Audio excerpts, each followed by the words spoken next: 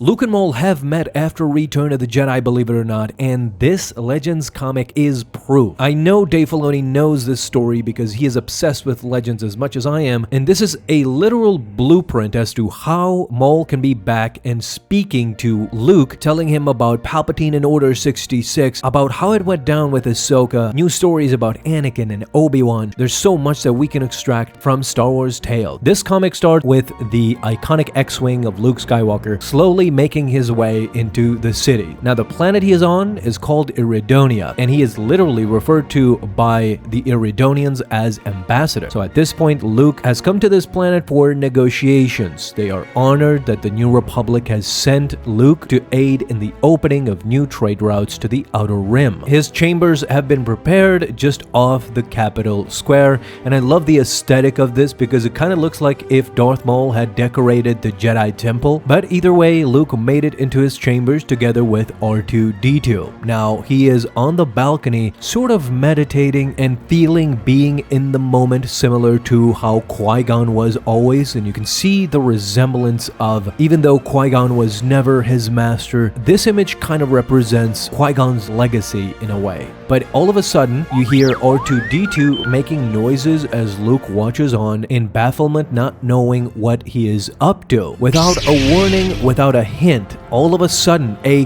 ghost-like figure of Darth Maul appears on the balcony and is going for Luke Skywalker, actually saying, "Die, Jedi." Now, I'm sure many readers and Luke himself thought that this was a ghost, but in a closer glance, you can see that it's kind of a holographic transmission perceived as a ghost. Luke wasn't waiting around to find out. He just pulled on his lightsaber, ignited his green blade, and Maul has pointed his double-bladed lightsaber at him as well. Interesting fact, as you can see, they clearly made a mistake because this is Anakin's lightsaber that Luke had lost at this point. Even though this is after Return of the Jedi, perhaps they were insinuating that he found it somehow. Now Luke was toe-to-toe battling with Darth Maul, even though he was an ethereal figure. You can clearly see the lightsaber clash here. Luke even took a swing at Maul, but it had no effect. And just before Maul could slice through Luke Skywalker, he pushed him to the wall. Once he did that, Darth Maul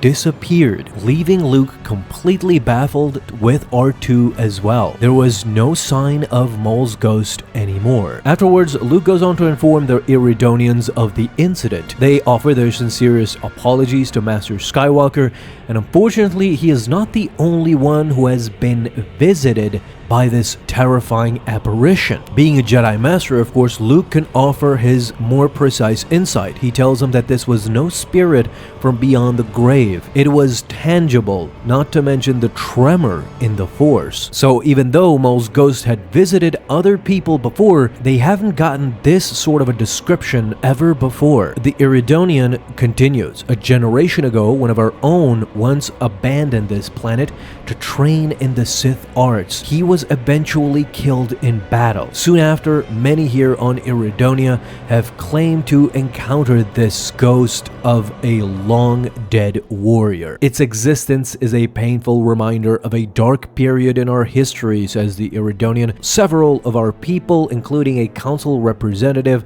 have been driven to the brink of insanity. Luke, troubled by this news, says that the trade negotiations will have to wait. They need to allow him to investigate, and he'll get to the bottom of this. And get to the bottom of this he will. He takes his speeder and moves around Iridonia, possibly trying to get that tremor in the Force again and feel his way to Darth Maul. He is going faster and faster as he starts feeling something going from neighborhood to neighborhood. And of course, his hunch was right, as just in front of the speeder, moving at a fast pace, something starts forming in front of Luke, and it's Darth Maul again with his double-bladed lightsaber saying, "Die, Jedi." Now Luke was up from his seat and ready to confront Maul again. As Maul swung his lightsaber at Luke, he jumped from the speeder and turned towards Maul once more.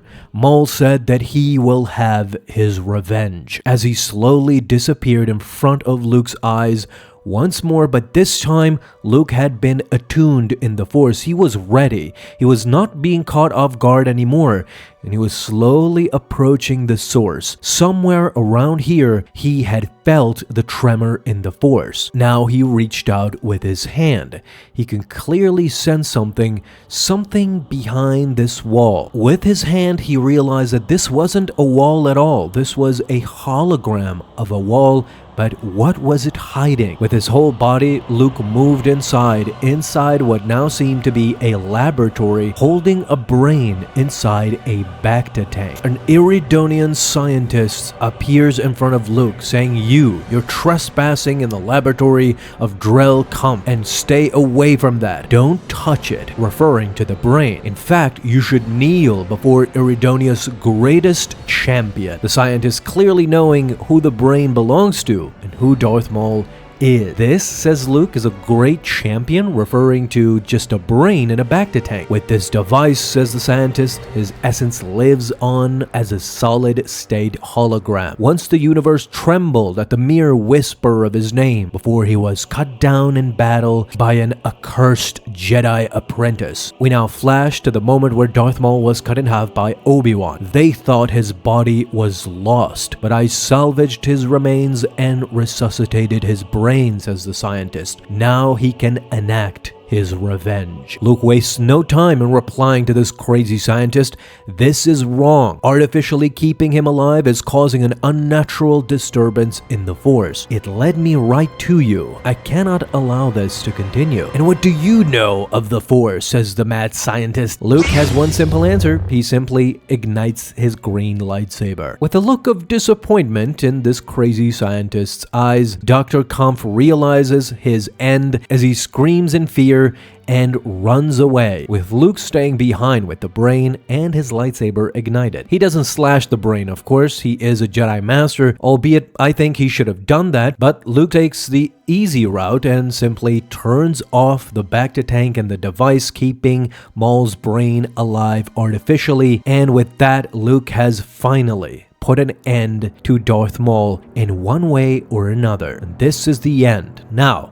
let's talk about the insane backstory to this comic. Now, this is Star Wars Tales, number 17. There's a bunch of stories in there that were legends even before Disney canon. In the expanded universe of Lucasfilm in 2003, when this was released, back then, Darth Maul was only Darth Maul. And still, there were some misconceptions about Maul's origins. This is why in the comic he is referred to as an Iridonian. So this is why these guys look like Darth Maul. And the scientist refers to Maul as the Iridonian champion. So yeah, this comic, instead of saying that Maul was a Zabrak and he comes from Dathomir, this was clearly not yet established, and this is why the comic shows that he is from Iridonia and these guys are Iridonian. So Maul is an Iridonian as well.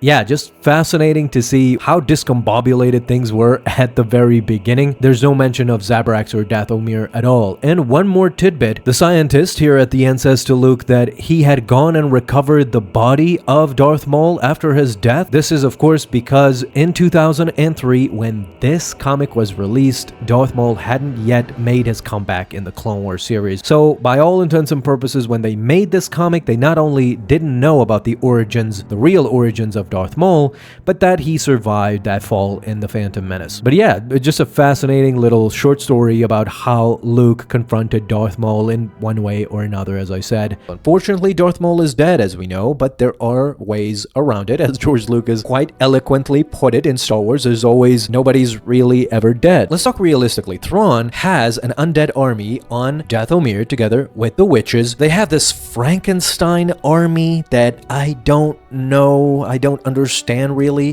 They have zombies, which will get plowed through by every Jedi that comes in contact with them. They will slice through them like in Ahsoka Season 1. We clearly saw that. So it's not going to be interesting. You have to think in movie terms. I mean, it's not going to be effective to throw a zombie army at Luke, Ezra, and Ahsoka because We saw that in Ahsoka Season 1. It didn't work. You have the Night Witches, who have some potential, I guess. But you know what's clearly missing from Thrawn's army? Duelists, lightsaber fighters, darksiders, people who can clearly go up against Luke, a Grand Jedi Master at this point, against Ahsoka, and against Ezra. This is what, in the end, Thrawn lacks. We've talked about the Avengers Star Wars edition in a previous video.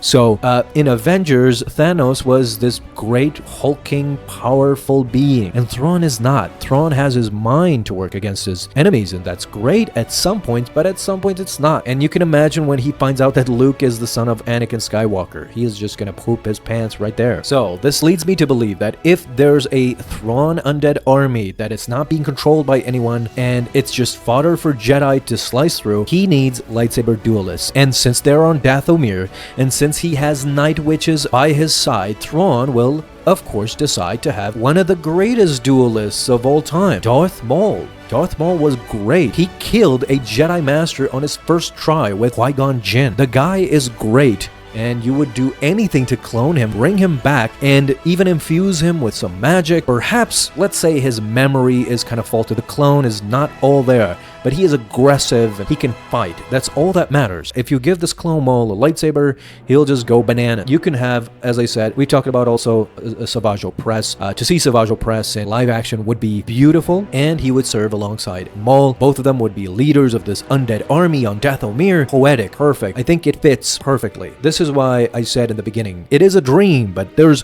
concrete steps I think Dave Filoni could take to bring this dream to real life. Now, two things I want to say to you fans. There's a tragedy in Star Wars that I will never forget, and I will talk about it until the day I die. The biggest tragedy in Star Wars is that Anakin Skywalker never fought Darth Maul. Darth Maul and Anakin Skywalker have never had a lightsaber duel, although there were indications in many moments where, you know, Anakin would have defeated Maul. Sure. The next tragedy is, of course, that Darth Vader never fought Darth Maul. Again, there were indications, especially in Star Wars Rebels, where visibly Maul is afraid that Darth Vader is coming to Malachor, to the Sith Temple. Nonetheless, even though we might know the result, it doesn't excuse the fact that we've never seen them duel. As a fan, I would love to see that. It would be an epic moment. And the fact that not only Anakin but Luke and a Skywalker has never fought Darth Maul. This, I think, it's a tragedy, and it's a tragedy that can be reversed in this new iteration of whatever Ahsoka Season 2 or Mando movie. In this next phase, you can have a Maul clone fight Luke, Prime versus Prime. It would serve all the fans, and it would be an epic moment. There's not really much to say in this matter. It would just be perfect Star Wars. We've seen hints in Legends also. We've seen Luke kind of fight Maul. There's a comic story where Luke travels to a planet for a negotiation, and he runs into a sort of a ghost of Maul or something of that sort. And of course the famous Darth Vader fighting a Maul doppelganger comic where Darth Vader defeats him. There's been these instances, these hints in Legends, but canon, even after 10 years, it has these huge gaps that I just can't forgive. And you can never convince me that Anakin versus Maul never happening is not a Star Wars tragedy. It is. You can point to Ahsoka versus Maul on Mandalore. That's great, but I just don't count it. I don't care that Ahsoka kind of defeated Maul. Everybody wants to see Maul versus Anakin,